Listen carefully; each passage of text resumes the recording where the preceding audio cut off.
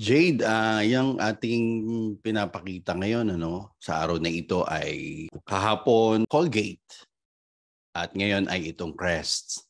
Yung Crest na yan, Miss Jade, ay sa US sikat yan. Yan ang mga gamit ng mga American. Ganun din ang ating mga kababayang OFW na nasa mga iba't ibang mga bansa, lalo na sa US, sa North America. Yung Crest na yan ay sikat yan na brand. At gamit talaga yan. Makikita mo sa mga malalaking grocery store, yung mga kilalang mga grocery store at online store, ay yan ang pangkaraniwan mong makikita.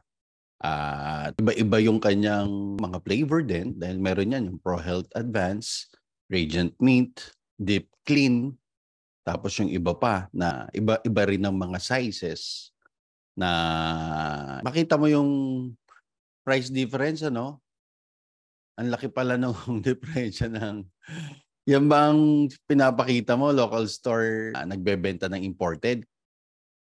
Yun ang hindi natin sigurado, boss, kung imported nga ba ito kasi pwede rin na kung saang bansa man siya gawa. So, sa atin, talagang legit na US made. Ayan, Oo. opo. So, kasi kung titignan mo rin yung packaging niya, pero malaki yung pagkakaib. Mm. Meron kasi ito, improved formula. Then makikita mo yung package itong yung sa Abenson, yung sa atin, sa US talaga ay may malaking pagkakaiba ng packaging. Kaya hindi mo sabing US din itong pinakikita mo. Pero ano't ano man, maaaring baka sa Pilipinas. Pero ang diferensya, 257.84. Ibig sabihin, pagka ikaw ay idadagdag mo ito sa binebenta mo, mga online seller, mga sales assistant, dagdag nyo na yan.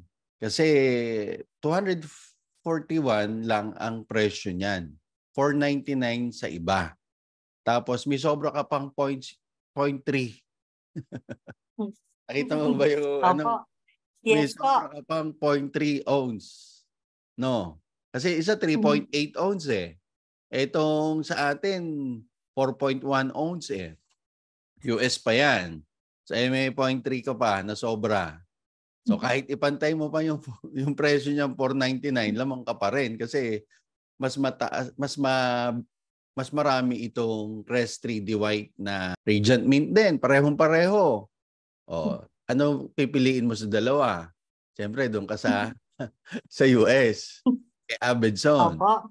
Available yan sa Saipan saka sa Guam. Sa mga taga Saipan, sa mga taga Guam, makipag-ugnayan lang po kayo kung hindi nyo po alam ang tindahan po sa Saipan at sa Guam para po kayo ay makapamili.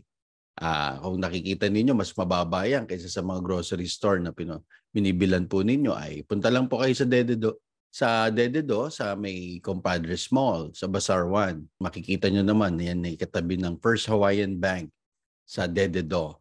Yung kasunod niyan, yung partner, siyempre, magtututbrush ka, Jade, ay kailangan mo Opo. na mouthwash. Mouthwash. Oo, kasi toothbrush, it's not enough. Kailangan mong mag-mouthwash din para mabango ang hininga. Di ba?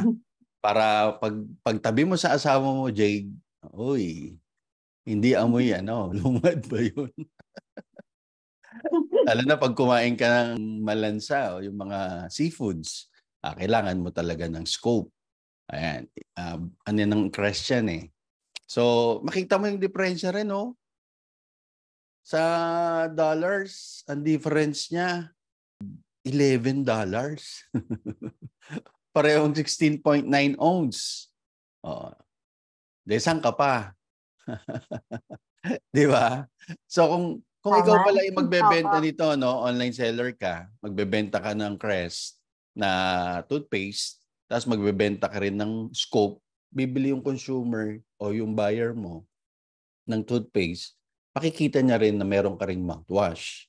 So, yung presyo niyang diferensya niyan, $11, halos 500 yan, mahigit, sa peso. Tama ba? Ano ba yung next? Nasa 600 plus po. Balik mo yung isa, Opo. pakita lang natin yung price difference. Pagka binenta ninyo to mga sales assistant, nakita nyo, 250, yung isa naman 500. Pagpalagay mo na pareho ng 250, de 500.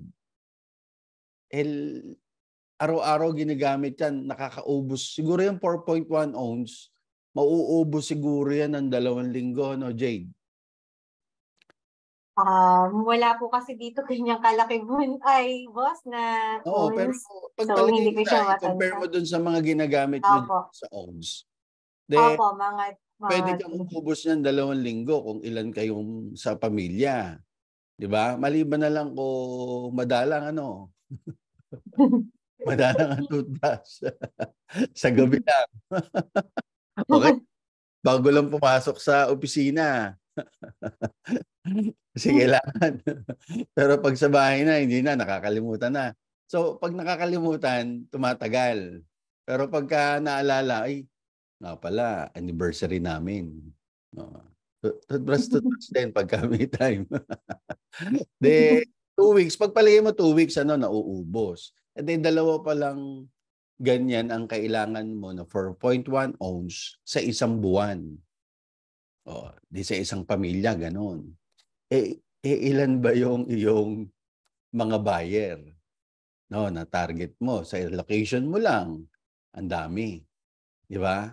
Kaya kung ikaw makakabenta ka sa isang buwan ng mga, pagpalagay mo ng mga 500 pieces, kaya ba yon 500 pieces? Mabebenta mo? Pagpalagay mo 500, yung pieces nito, tapos ang markup mo, kasi dito, 257 ang difference. Ibig sabihin, pwede kang mag-markup ng 100 hanggang sa 200. No? Kung magma-markup ka ng mga 200 sa 500 pieces, that is 100 na po, 100,000. 100,000. Oh. Sa Crest, sa ano pa lang yun, sa toothpaste, 500 uli yung Crest na mouthwash. O, pagpalagay mo, 100 na lang, 200 din yung iyong markup. O di, 100,000 rin. So, 200,000 ka. Pag ikakarir mo pala ito, kasi pag kinarir mo ito, saka makikita mo difference, Jade, pagka local lang ginamit mo versus sa US brand. No, US Crest brand, US made.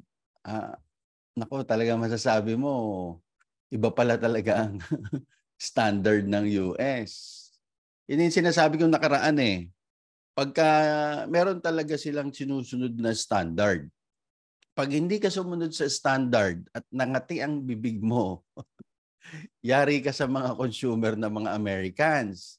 Ibo-boycott ka, pasasarado ang kumpanya mo. Kaya sila, stricto talaga, meron silang mga quality control na kung saan yun yung pinakalas na dadaanan na talagang dapat ito yung na-meet dapat yung mga requirements dun sa standard ng Crest na yan na pinapakita mo, pati yung mouthwash. O, makakasiguro ka talaga na yung kanilang produkto, quality. O, makikita mo yan. Padadalan nga kita ng sample. Kasi kaya natin sinasabi ito, halimbawa, nasa Singapore ka, pwede kang benta dyan. Narinig mo kami. Makikita mo naman sa market dyan, magkano ba bentahan?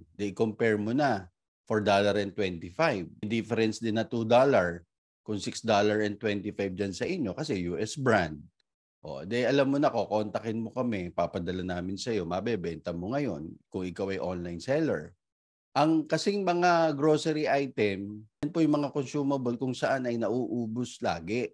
Iba po ang binebenta natin pagka talagang gamitin. Everyday talaga, wala naman, siguro yung mga hindi talaga nagtutoothbrush, hindi ka naman masisira talaga ang ngipin, Jade, pagka hindi nagtoothbrush eh. Kaya talagang iyan ay bata pa lang tayo. Sinanay na tayo dyan. Kaya lahat po ay gumagamit ng toothpaste. Ang gamit niyang toothpaste local, nakatikim ngayon na imported, Jade. Hindi na babalik yun doon. Bakit? Parehas lang naman ang presyo. Mas mababa mo ang ibebenta eh. Halos parehas ng presyo. Alam mo naman ang presyohan ng toothpaste dyan, saka ng mouthwash.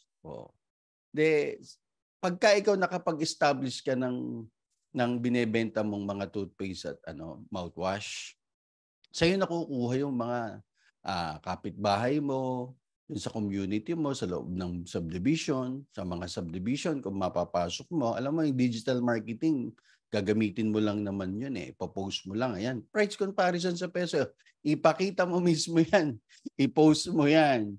Hindi naman bawal ipakita yung price comparison, di ba, Miss Jade? O, i-post mo ngayon sa Facebook mo.